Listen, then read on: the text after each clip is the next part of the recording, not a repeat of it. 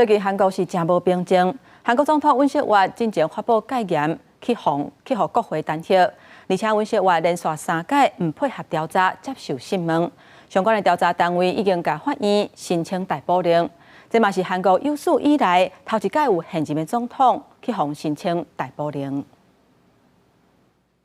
韩国警察厅的国家调查本部、国家攻击犯罪调查处以及国防部的调查本部，针对尹锡悦相关案件，组成共同调查本部。各伫12月18、25、29三届团尹锡悦出席应讯，不过尹锡悦拢拒绝。调查单位因为安尼向法院申请逮捕令。 尹锡悦的律师认为，简称公调处的国家攻击犯罪调查处无调查内乱罪的权限，设立共同调查本部嘛无法院依据。另外，律师嘛认为，公调处无申请逮捕令的资格，请求这个动作本身就无效。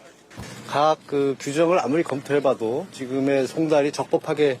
됐다고 해석할 여지가 전혀 없습니다. 甲尹锡悦做伙辩被告的前国防部长金良显辩护律师指出，反对党讲总统依照职权宣布戒严是叛乱，所以家己认为弹劾总统甲三都预算是国会合法的权利，这是家己讲话袂对当。 늘 그래왔듯 선동을 통하여